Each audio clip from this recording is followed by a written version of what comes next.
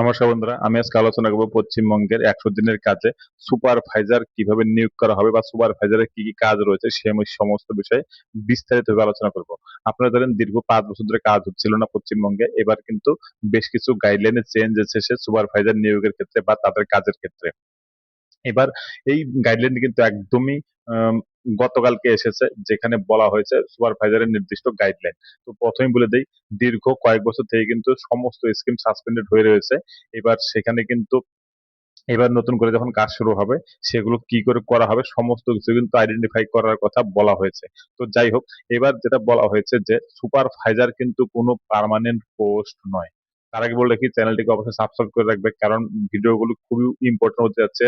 সামনে যে ভিডিওগুলো আসবে সেগুলো, সেজন্য অবশ্যই চ্যানেলটিকে সাবস্ক্রাইব করে রাখবে, আর ভালো লাগলে লাইক করবেন এবং অবশ্যই বন্ধুদের সাথে শেয়ার করবে। তো বলে রাখি, সুপারভাইজারদের যারা আছেন তারা কিন্তু কোনো পার্মানেন্ট পোস্ট নয়, এটা মাত্র শুধুমাত্র রেজিস্টার্ড একজন অর্ধদক্ষ ওয়ার্কার হিসেবে তারা কাজ করবেন। আরেকটা দিন বলে রাখি, সুপারভাইজার এবার নিয়োগের ক্ষেত্রে বলা হয়েছে যে মোর দেন 50% মহিলা সুপারভাইজার হবে এবং তারা অবশ্যই এসএইচজি গ্রুপের মেম্বার হতে হবে। আগে কিভাবে কাজ হতো না হতো সেটার কোনো কথা আমি আজকে বলবো না, কিন্তু এবার কিন্তু সবকিছুই যা যা গাইডলাইনে থাকবে সেই হিসেবেই কিন্তু করা হবে। কারণ আপনারা জানেন দীর্ঘ 4 বছর ধরে কাজ বন্ধ ছিল, কারণ দুর্নীতির অভিযোগ বা অন্য কোনো কারণের জন্য কিন্তু এই সমস্ত প্রবলেম গুলো হয়েছিল। এবার সেজন্য কিন্তু সবাই একদম 100% গাইডলাইন ফলো করেই কাজগুলো করবে।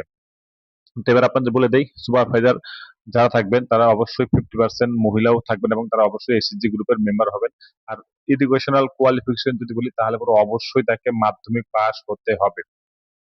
তারপর বলা হয়েছে সুপারভাইজাররা অবশ্যই ফিজিক্যালি ফিট থাকতে হবে, কারণ তাদেরকে ফিল্ড লেভেলে যেহেতু কাজ করতে হবে সেজন্য তাকে অবশ্যই ফিজিক্যালি ফিট থাকতে হবে।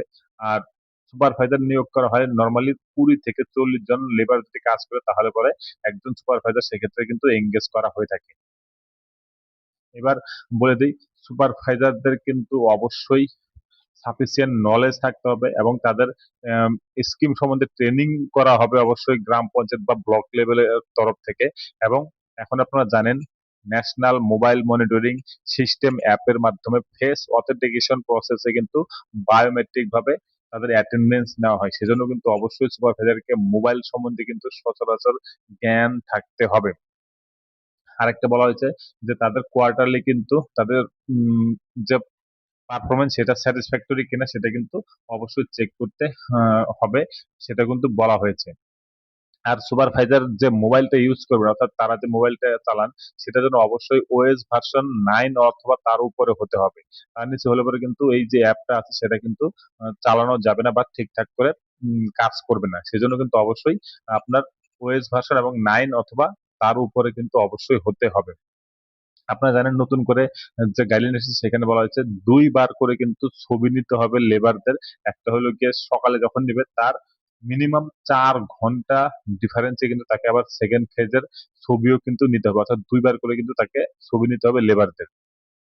এবার বলে রাখি, যে মাস্টার গুলো বের হয় সেই মাস্টার গুলো কিন্তু একদম সুপারভাইজারের নামেই কিন্তু অ্যালটমেন্ট হবে। তারা কিন্তু সমস্ত অ্যাটেন্ডেন্স থেকে শুরু করে সমস্ত কিছু নেবে এই অ্যাপের মাধ্যমে।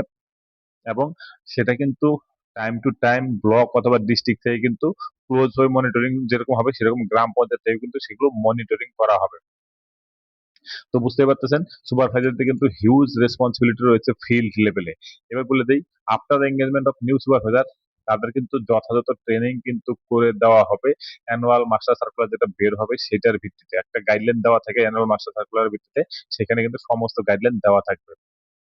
আর কি কি কাজ করতে হবে সুপারভাইজারদের, আপনারা জানেন গ্রাম পঞ্চায়েতে নির্মাণ সহায়ক যিনি ইঞ্জিনিয়ার, আর গ্রাম রোজগার সহায়ক বা জিআরএস, এই দুজনের সাথে কিন্তু দুজনের মধ্যে কিন্তু যে কোনো একজন আপনাকে যখন কাজ শুরু হবে তার আগে ফিল্ড লেভেলে কিন্তু আপনাকে কাজ বুঝিয়ে দিয়ে আসবে বা লেআউট দিয়ে আসবে যে কিভাবে কাজটা করতে হবে, অর্থাৎ জিআরএস বা নির্মাণ সহায়ক তারা কিন্তু সুপারভাইজারকে বলে দিয়ে আসবে কিভাবে কাজ করতে হবে।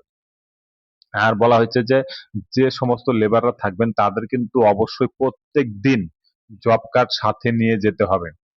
তারপর বলা হয়েছে নির্মাণ সহায়ক বা জিআরএস এর তত্ত্বাবধানে কিন্তু কাজটা যখন স্পেসিফিক ভাবে বলে দেওয়া হবে, তখন কিন্তু গ্রুপ গ্রুপ করে, অর্থাৎ লেবার যারা থাকবেন তারা কিন্তু গ্রুপ গ্রুপ করে কাজটা করবেন, এবং একটা গ্রুপ কত কাজ করবেন ফিল্ডে সেটাও কিন্তু বলে দিয়ে আসবেন। জিআরএস বা নির্মাণ সহায়ক সেই হিসেবে কিন্তু সুপারভাইজারকে কাজ করাতে হবে। আর যেটা বললাম 4 ঘন্টা গ্যাপে 2বার করে কিন্তু জিও ট্যাগিং বা অ্যাটেন্ডেন্স নিতে হবে। অর্থাৎ সকালে যদি একবার অ্যাটেন্ডেন্স নেওয়া হয়, তারপর আবার 4 ঘন্টা পরে কিন্তু আবার অ্যাটেন্ডেন্স নিতে হবে সেই সমস্ত লেবারদের। এবার বলে দিই সুপারভাইজাররা কি করবে। তারা ওয়ার্ক সাইট ফ্যাসিলিটিস, অর্থাৎ কি কি ওয়ার্ক শেড, যেমন যদি বেশি রোদ থাকে তাহলে করে একটা শেডের ব্যবস্থা করা, তাছাড়া drinking water, first aid box বা ক্রিস ফর চিলড্রেন, অর্থাৎ ছোট বাচ্চা যদি থাকে তাহলে পরে সেটাও দিতে হবে, এবং সেটা 5 জন মহিলা যদি এরকম থাকে যাদের বাচ্চার বয়স খুব ছোট এবং তারা যদি ফিল্ডে নিয়ে যান বাচ্চাদের, তাহলে পরে এই ফ্যাসিলিটিস গুলো দিতে হবে। যেরকম ক্রিস দিতে হবে, অর্থাৎ একটা বসার ব্যবস্থা, এবং সেই বাচ্চাদেরকে একজন দেখার জন্য যে লেবার থাকবে সেখান থেকেই একজনকে দিতে হবে। আর ড্রিঙ্কিং ওয়াটার থাকবে, ফার্স্ট এড বক্স থাকবে, এই সমস্ত কিছু থাকবে, এবং এগুলো কিন্তু গ্রাম পঞ্চায়েত থেকে প্রোভাইড করে দেওয়া হবে কাজের সাইডে। ঠিক আছে, তো এই সমস্ত কিছু কিন্তু থাকবে। আর যেটা হবে, সুপারভাইজার অবশ্যই রেসপন্সিবল থাকবে সমস্ত ওয়ার্কসাইট যেগুলো দেওয়া হবে সেগুলো ফ্যাসিলিটির ক্ষেত্রে ফিল্ড লেভেলে।